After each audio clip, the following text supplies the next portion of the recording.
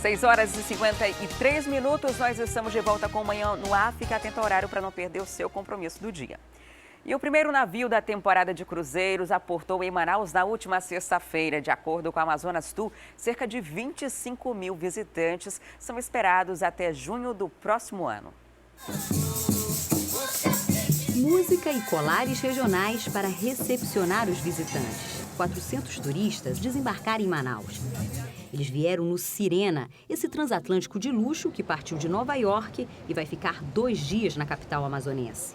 Como o tempo é curto, eles se apressam para fazer o maior número de passeios. Alguns partem de barco para comunidades indígenas. Outros preferem conhecer os belos exemplares da fauna silvestre. Esta senhora optou por um city tour. Ela conta que está curiosa para conhecer as belas construções, como o Teatro Amazonas, e também ver o modo de vida da população local. Este outro turista diz que está se sentindo em casa. Nova York tem muita gente que fala espanhol e português e as pessoas aqui são muito receptivas. Até o fim desta temporada, que vai até junho do ano que vem, aproximadamente 24.600 turistas devem vir a Manaus em 20 navios. A cidade já chegou a receber até 25 embarcações, mas esse é o maior número de visitantes já registrado em uma temporada. A informação é da Secretaria Municipal de Turismo, que comemora o crescimento no setor. Isso representa realmente geração de emprego e renda nesse momento, né? Então, até junho do ano que vem, nós teremos mais de 24 mil pessoas circulando aqui, entre tripulantes e turistas. Isso gera muita riqueza para a cidade, para o estado. Isso é interessante e é bom para a nossa economia. Sejam todos muito bem-vindos. E se você tem interesse em prestar serviço militar, fique atento, porque as inscrições do processo seletivo para oficiais temporários foram prorrogadas até o dia 2 de dezembro. Sobre esse assunto, eu converso agora com a Thea Morel. Olá, Thea, bom dia. Como os interessados podem fazer essas inscrições? Bom dia, Adriane. Bom dia a todos. Bem, a gente tem aí inscrições que são feitas online no próprio site da Marinha, no marinha.mil.br. E essas inscrições têm uma taxa de R$ 55. Adriane, como você mesmo disse, é uma vaga para oficiais temporários, mas é uma vaga que interessa muita gente. Para todo o país, nós temos aí 450 vagas. E aqui para Manaus, nós temos 11 vagas disponíveis para um cargo que tem um salário de quase R$ 8 mil. Quem quiser participar precisa ter até no máximo 45 anos e precisa ter a graduação completa em uma das áreas que é pedida no edital. No caso, nós temos aí áreas de humanas, de exatas, de saúde. Aqui para Manaus nós temos, por exemplo, fisioterapia, direito, engenharia mecânica e algumas áreas ligadas à medicina, como ginecologia e obstetrícia. Então, para você fazer a inscrição, você entra no site da Marinha, a inscrição custa R$ 55, você segue ali todo o procedimento, né, que está no endereço eletrônico e a partir daí você vai ter que se preparar para uma prova que também teve a data adiada, viu, Adriane? Essa prova, ela vai acontecer no dia 5 de fevereiro de 2017, ela vai ter 50 questões objetivas, mas é uma prova aí realmente para que os candidatos possam medir o conhecimento e para que a Marinha possa selecionar, mesmo que para uma vaga assim temporária, né, possa selecionar os melhores candidatos. As vagas temporárias da Marinha muitas vezes acabam gerando aí um emprego que vira fixo, porque as pessoas têm oportunidade de fazer uma seleção lá dentro para ficar. Claro que isso não é uma garantia, mas de qualquer maneira, um salário de R$ 8 mil, você se preparando, só preparação também para essa seleção, com certeza deve atrair muita gente. E aí a gente lembra que essas inscrições, elas vão estar abertas até o dia 23 de novembro, ou seja, o candidato tem que realmente aí se programar e se apressar para poder participar dessa seletiva. Adriane. Thea, só para reforçar, a inscrição é feita pela internet? Eu não consegui ouvir você, Adriane. A inscrição é feita pela internet? Você pode repetir, por favor? Oi, a inscrição é feita pela internet? Quem tiver Pela interesse. internet, Adriane, pela internet. É preciso realmente entrar no site, no endereço eletrônico marinha.mil.br e a partir daí tem todas as regrinhas lá. Claro que depois você tem que levar aí a documentação necessária se você for aprovado, né? Mas nesse momento não tem um momento presencial, você não precisa levar nenhum tipo de documento, né? Você só precisa realmente imprimir a taxa de inscrição e a partir do momento que você imprime a taxa de inscrição, você faz o pagamento no banco, isso já baixa automaticamente no sistema e aí como as provas vão acontecer no dia 5 de fevereiro, até lá vai existir aí um cartão de confirmação que também é enviado online através do endereço eletrônico, através do e-mail e quando é enviado pelo e-mail, o candidato vai saber onde é que vão acontecer as provas. Ok, Thea, muito obrigada pelas informações. E agora chegou a hora da gente saber como está a movimentação na nossa cidade, direto do RC Coop. Quem está a bordo é o Walter Cardoso, com quem a gente conversa agora. Olá, Walter, bom dia. Bom dia, Adriane. Bom dia a todo mundo que nos acompanha no Manhã no Ar. Já começamos aqui do alto, ó. Céu bonito, mais um dia bonito aqui na cidade de Manaus, muitas nuvens e um céu bem azul, Adriane. E a temperatura máxima prevista para hoje é de quanto? A possibilidade de chuva? Agora pela manhã, a temperatura é de 26 graus, com uma sensação térmica também de 26 graus. A possibilidade de chuva é alta, de 60%, mas a temperatura máxima do dia também é bem alta. Então podemos chegar a ter aí a 36 graus hoje. Então é um clima bem instável. É bom você sair de casa preparado tanto para o calor quanto para a chuva, Adriane. Ok, Walter, normal daqui, né? Agora vamos mostrar como está o trânsito. Você está sobrevoando que área da cidade? Nós estamos aqui na zona leste da cidade, justamente nas proximidades do T5, aqui justamente na garagem da Global, para mostrar a proporção, né, daquela manifestação que o Márcio falava agora há pouco. Nós podemos ter uma noção da quantidade de veículos que não está na rua.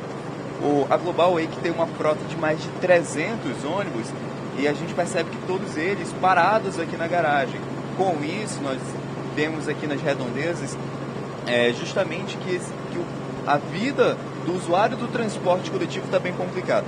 Nós mostramos agora, dá para ver aqui um pouquinho, pedir para o Alex Gomes ajustar, o terminal de integração 5, sem nenhuma movimentação de ônibus, que é justamente uma cena curiosa, né? Porque normalmente tem ônibus chegando toda hora, tem ônibus saindo toda hora, e agora a gente mostra que desde o momento que chegamos aqui, por volta de 10 minutos atrás, não vimos um veículo, um ônibus acessando aqui.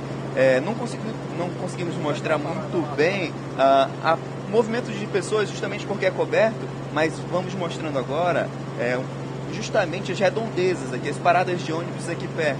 Todas elas muito movimentadas, com muitas pessoas esperando, agora que a gente...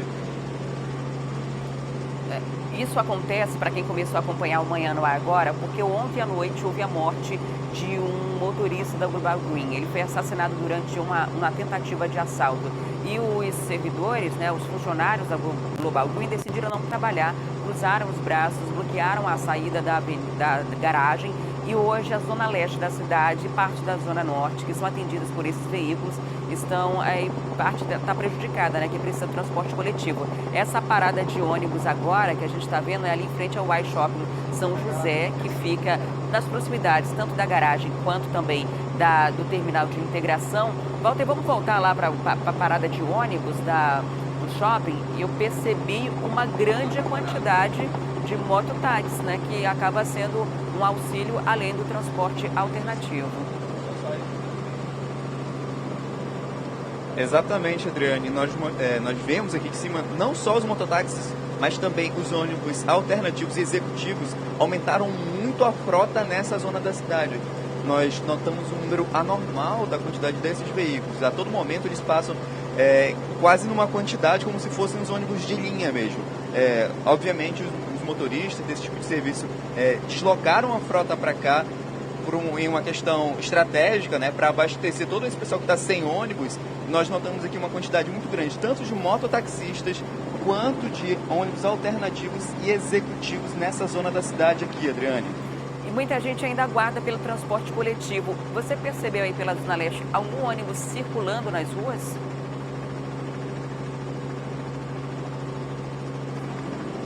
Cheguei a contar nos dedos uns 2 ou 3, Adriane, mas só isso, não existe realmente um grande número, não.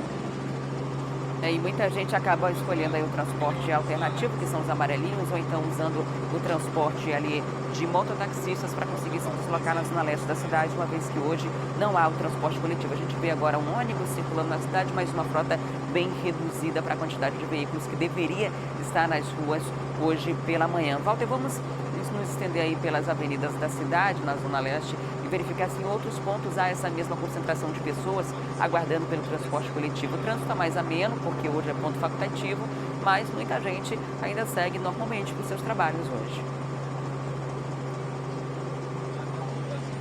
Exatamente, nós seguimos aqui já em algumas vias da Zona Leste, desde a rotatória do Coroado, um trânsito muito tranquilo realmente, Adriane. Então, tudo que tinha para ser um dia muito tranquilo para quem precisa ir para o trabalho acabou se tornando aí um tormento para quem precisa ir para o trabalho pelo transporte coletivo. Quem está acessando de carro, quem está saindo de casa de carro, vai ter um dia muito tranquilo quando o assunto é trânsito. Olha, como nós mostramos aqui agora no momento a Avenida Grande Circular, que normalmente tem uma retenção, apresenta um tráfego já mais carregado, hoje pela manhã muito tranquilo. Nós não notamos nenhum tipo de engarrafamento, até mesmo as paradas nas faixas de pedestre estão sendo bem tranquilas para quem precisa acessar essa via da cidade. Ok, Walter, muito obrigada pelas informações. Daqui a pouco a gente volta com outros detalhes do trânsito nessa manhã de segunda-feira. Porque agora nós vamos ver o que já foi notícia até aqui no Manhã no Ar. Motorista de ônibus é assassinado e cobradora esfaqueada durante tentativa de assalto no Zumbi. O crime aconteceu na noite deste domingo e gerou comoção entre os funcionários da empresa Global Green, que fizeram um protesto em frente ao hospital e pronto-socorro João Lúcio, para onde foram levados. Cerca de 10 ônibus e 80 pessoas participaram do ato que pedia segurança para os trabalhadores da classe. Menino de 3 anos é retirado por vizinhos de casa que pegava fogo no Mauazinho, na zona leste da cidade. Na hora do acidente, a criança estava sozinha. A mãe foi presa por abandono de incapaz e encaminhada ao Centro de Detenção Provisório Feminino. Auditores fiscais do Amazonas devem liberar mercadorias retidas ainda esta semana. Decisão da terceira Vara Federal Civil determinou que as autoridades da Receita Federal do Porto de Manaus e aeroporto liberassem as mercadorias. O sindicato alega enorme prejuízo das empresas que atuam no estado por conta da greve da classe responsável por executar os serviços aduaneiros. Correios lança a campanha nacional de Natal. O objetivo é responder às cartas das crianças que escreveram ao Papai Noel. Aqui no Amazonas, cerca de 8.000 cartinhas devem ser entregues ao Bom Velhinho. E a Câmara de Dirigentes Lojistas Jovem de Manaus vai realizar hoje um evento sobre oportunidade de estágio. Uma boa dica aí para você que está em busca de experiência no mercado de trabalho. O evento faz parte da Semana Global de Empreendedorismo, que começa hoje em várias cidades do país. Quem tem mais detalhes sobre a feira é a Thea Morel. Olá, Thea. Que horas começa o evento e o que os jovens vão encontrar por lá?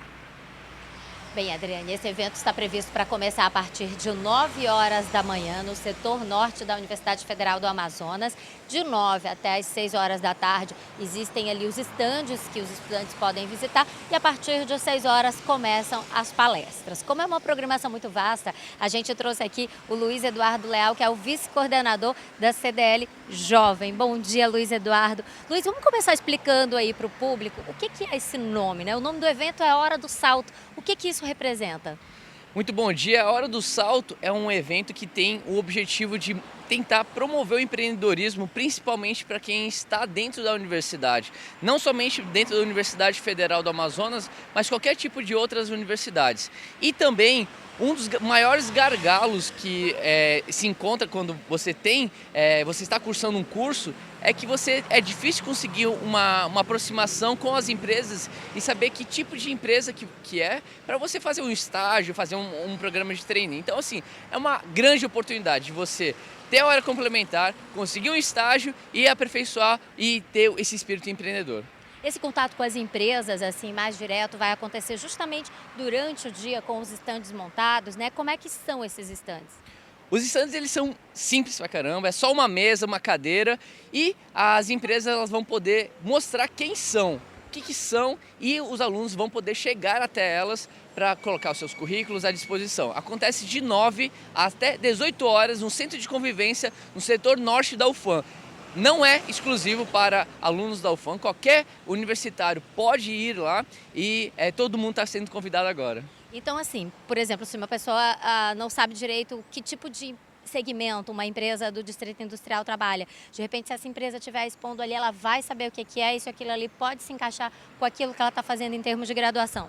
Principalmente os valores, os objetivos da empresa, é ter essa aproximação. Você pode ter a oportunidade de escolher a empresa, porque todas as empresas que estão lá, elas querem participar, elas querem contratar estagiários, elas querem contratar trainee.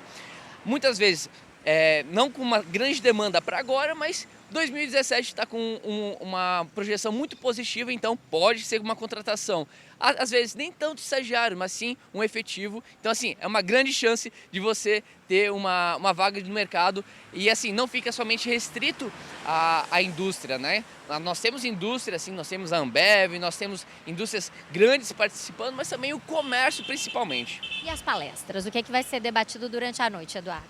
As palestras aí, a gente guardou uma coisa fantástica para todos os alunos que forem participar. As palestras elas vão acontecer a partir das 6 horas da tarde, na Faculdade de Estudos Sociais, no auditório Rio Amazonas. As palestras são palestras de 30 minutos, onde os profissionais que se dispuseram a falar sobre o seu empreendedor, o seu empreendimento, eles vão ter aquele momento de o que aconteceu nos primeiros passos, quais foram as dificuldades. E essas dificuldades a gente quer colocar, ser muito transparente com os alunos, que não é fácil empreender, tem que ter muita resiliência, tem que ter um trabalho contínuo e saber lidar com as pessoas, o mercado, negociação, enfim. Os palestrantes são de diversas áreas, palestrantes como um dos maiores exportadores de castanha do mundo está aqui em Manaus.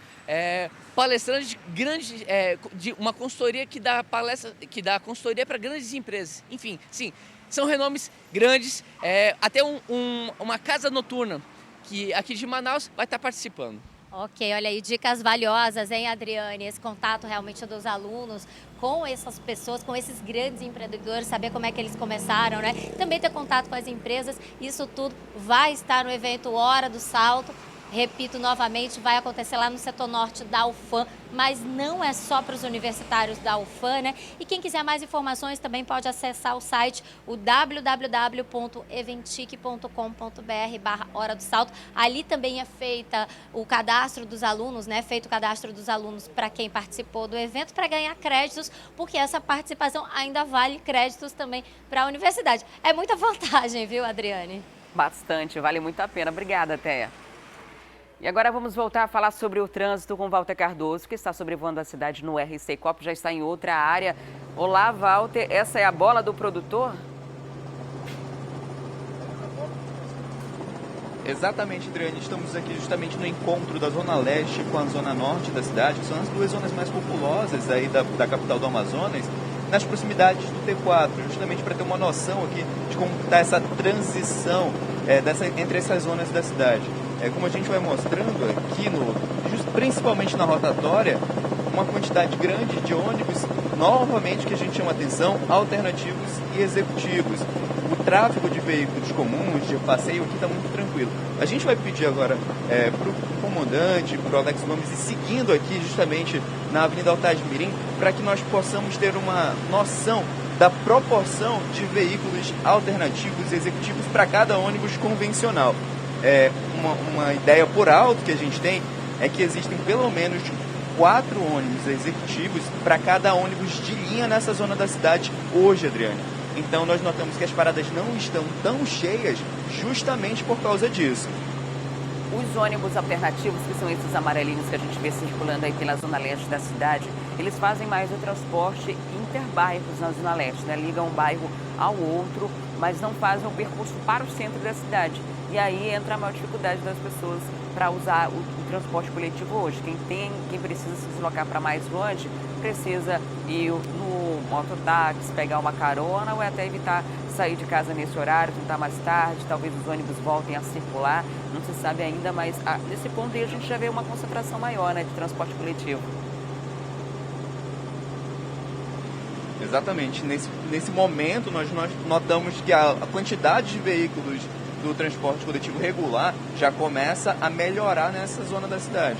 Agora, uma coisa que chamou a atenção é que as paradas não estavam lotadas, Adriane, elas estavam realmente cheias, justamente por conta do feriado, né, do ponto facultativo. Então, a demanda desse tipo de transporte não era tão grande.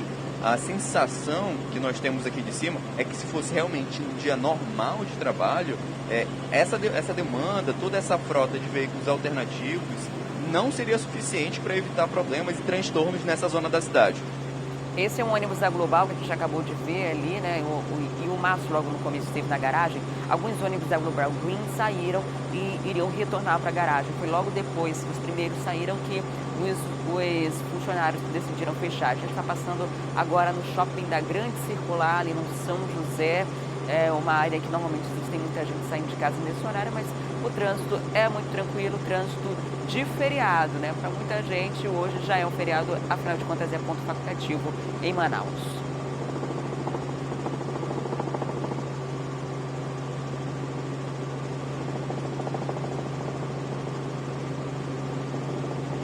A gente perdeu, acho que, o contato com o Walter, né, que está acompanhando aí o trânsito na cidade, mas estamos passando ali pela Grande Circular, o trânsito flui tranquilamente, sem nenhum tipo de obstrução, os semáforos estão funcionando, a quantidade de veículos que passa agora é bem pequena, então não há nenhum tipo de problema nesse feriado. O problema é para quem sai de casa na zona leste da cidade, que não tem ônibus de transporte coletivo. Muito obrigada, Walter, e toda a equipe do RC Coop. Ótimo dia para vocês.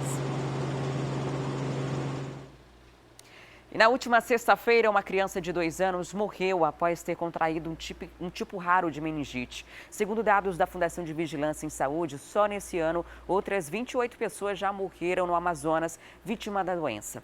Mas você sabe o que causa essa doença e como tratar? É o que a gente confere agora na reportagem da Amanda Amorim e da Nívia Salgado. Você sabe o que é meningite? Não. Nunca ouviu falar? Também não. Sabe o que é meningite? Não. Nunca ouviu falar? Não. A senhora sabe os tipos de meningite que tem? Não. A senhora sabe o que é meningite? Sei. O sistema nervoso central é uma estrutura que tem uma responsabilidade enorme. Afinal, é ele que comanda todas as atividades do nosso corpo. Por ser tão importante, é preciso protegê-lo. E quem garante a defesa são as 3 membranas conhecidas como meninges. Mas, eventualmente, bactérias, vírus ou fungos podem atingi-las causando uma inflamação. Essa é a meningite. A depender do micro-organismo que causou a meningite, a gente pode dizer que é uma meningite viral, é uma meningite bacteriana, uma meningite fúngica. Para as meningites bacterianas e virais, o quadro progride muito rápido. Então, entre o aparecimento dos primeiros sintomas, que podem ser só vômitos com febre, até o desfecho não agradável, como o óbito, a gente pode ter um intervalo de 2, 3 dias. Embora os sintomas sejam parecidos em todos os tipos, a meningite mais preocupante é causada pela bactéria Haemophilus influenza tipo B, que levou à morte de uma criança de 2 anos e 9 meses na última sexta-feira em Manaus. A Fundação de Vigilância em Saúde chegou a notificar 115 casos no Amazonas só este ano, com 28 mortes. A transmissão, segundo esta infectologista, pode acontecer pelo convívio próximo com pessoas infectadas. É importante dizer que as meningites mais graves, de maior potencial letal, graças a Deus se desenvolveu vacina contra elas, e essas vacinas estão no calendário regular das crianças. A detecção do agente infeccioso pode ser feita através de um exame que analisa o líquido que recobre as meninges extraído da espinha. Só assim é possível direcionar o tratamento. Se for uma bactéria, o antibiótico deve ser logo introduzido. Se for um vírus, é preciso agir rápido com cuidados prescritos pelos médicos. As UBSs possuem vacinas para meningite C. Nas clínicas particulares, é possível encontrar outros tipos. Mas o tratamento é pago e nem todo mundo tem condição financeira para isso. Na clínica particular, você tem a tipo B, tá? E a última que foi lançada, que é a CWY. Em termos de valores, a B está na faixa de R$700 e a CWY na faixa de 350. O grande problema é que, mesmo as pessoas que podem fazer, atrasam muito a vacinação, entendeu? Então, se tocam de atualizar as carteiras de vacinação quando acontece uma tragédia como essa. É muito importante que os pais os cuidadores sejam capazes de perceber aquela criança que tem um quadro de vômito repetido, que está se agravando com o comprometimento do estado geral e que tem uma febre persistente, e que essas crianças precisam chegar o mais rápido possível no serviço de saúde. Como a gente viu há pouco na reportagem, a demora no atendimento para os casos de meningite é um fator determinante para a recuperação do paciente. Felizmente, o pequeno Vicente não resistiu porque demorou a ser diagnosticado como uma das mais agressivas formas da doença. Aqui no Amazonas, só neste ano, 115 casos de meningite foram registrados e 28 pessoas morreram. E para falar sobre os cuidados necessários contra a doença, a gente trouxe aqui para o Manhã no Ar o Antônio Magela. Ele é infectologista da Fundação de Medicina Tropical. Bom dia, seja muito bem-vindo ao Manhã no Ar. Muito bom dia. Pegando esse gancho aí do caso que a gente mostrou do Vicente, essa é uma meningite rara, é a bacteriana, esse caso? Nesse caso é a meningite causada por essa bactéria chamada Haemophilus influenzae. É uma meningite que era muito comum antes de 1999, acometendo muito as crianças muito pequenas e os idosos, nós chamamos de extremos de idade. E uma meningite extremamente grave, né, muito contagiosa, com um potencial epidêmico muito grande e que mesmo as pessoas que sobreviviam ficavam com algum tipo de sequela. Mas houve uma redução drástica na ocorrência desse tipo de meningite após o ano de 99, quando a vacina foi instituída no calendário oficial. Mas ela continua ocorrendo e, infelizmente, né, acabou acontecendo na última semana com um desfecho aí muito triste. A gente mostrou agora há pouco os tipos de meningite, né? Agora, para esclarecer para quem está em casa, né?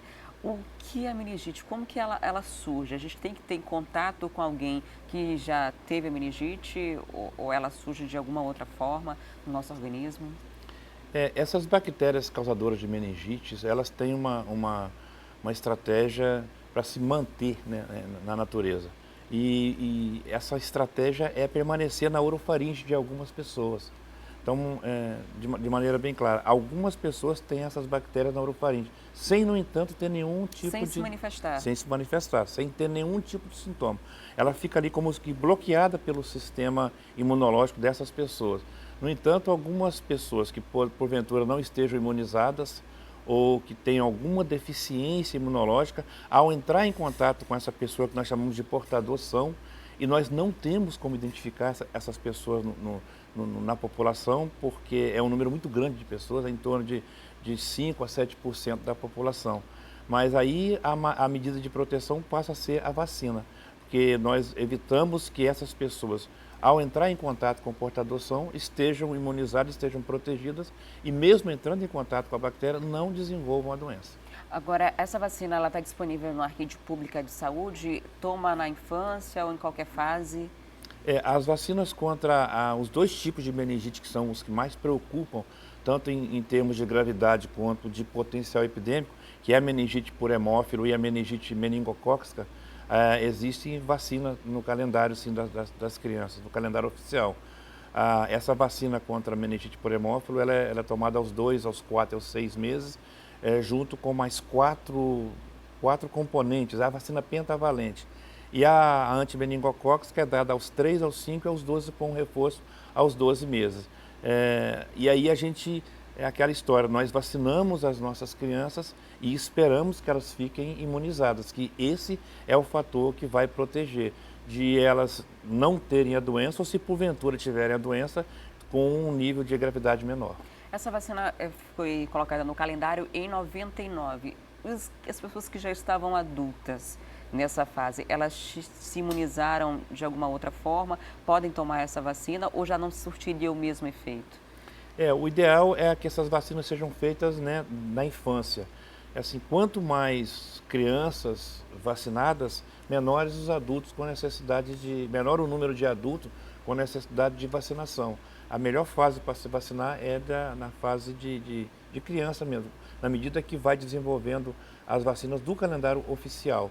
Mas ela confere em imunidade, mas os adultos que porventura queiram se vacinar podem procurar a rede privada, porque o sistema de vacinação, ele atende as crianças e existe um setor de vacina que atende também em situações muito especiais, que é um setor chamado CRI, Centro de Referência de Imunobiológicos Especiais.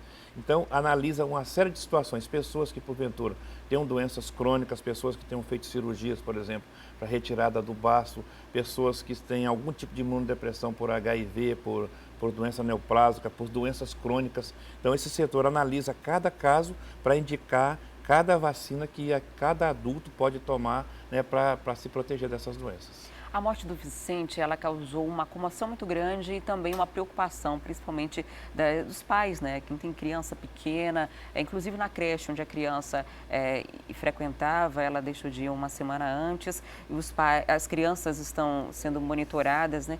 Qual a possibilidade de alguém que teve contato com a criança também vir desenvolver a meningite? Quando acontece uma situação como essa, o serviço de vigilância tem toda uma ação para evitar que isso aconteça. Tanto é que estiveram lá na escola, né, na sexta-feira, estiveram na escola, fizeram uso de uma medicação específica para bloquear essa possibilidade. As pessoas que tiveram um contato mais íntimo, né, com a pessoa que adoeceu, fizeram uso do medicamento. E no dia seguinte isso foi feito também com a família. Então, é uma doença de notificação compulsória. Quando nós temos um caso dessas meningites, seja por hemófilo ou pela meningocócica, nós fazemos a notificação e os serviços de vigilância vão para campo e identificam quais são as pessoas mais susceptíveis de desenvolverem doença.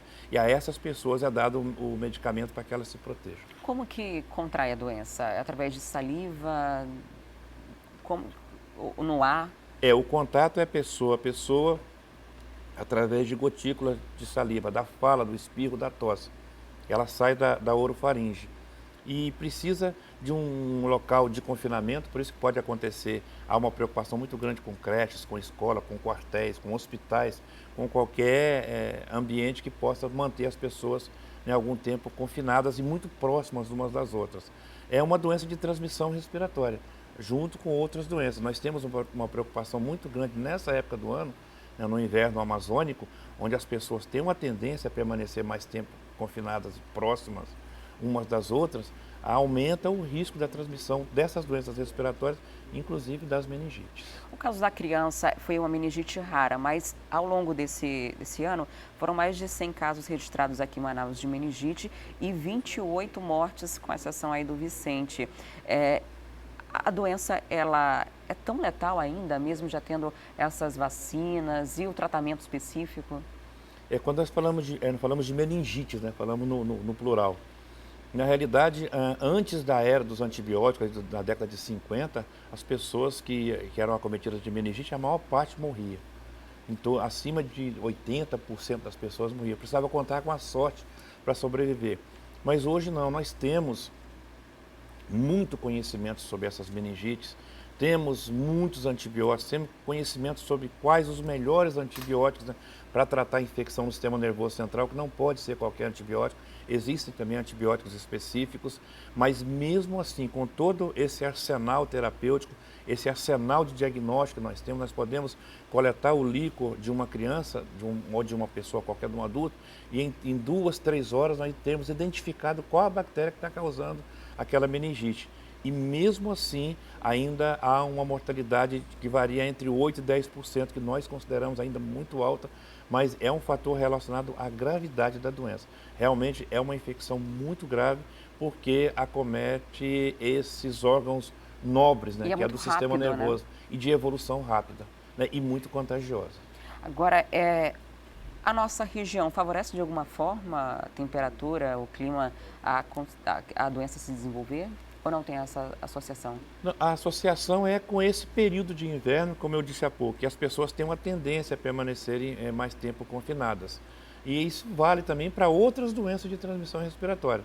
Mas a orientação que a gente dá é sempre que se evite quanto seja possível, né, ambientes onde estejam muitas pessoas confinadas. E se tiver alguma pessoa doente, mais ainda. Se tem uma pessoa tossindo, espirrando, né, com alguma doença febril, aí é melhor evitar realmente as aglomerações. E que os pais fiquem atentos com duas coisas. com o cartão de vacina dos filhos, as vacinas conferem a proteção necessária e ficar observando as crianças. Qualquer criança que tenha uma doença infecciosa, que cursa com febre, com dor de cabeça e que ela vai piorando a cada minuto que passa, a cada hora a criança vai piorando.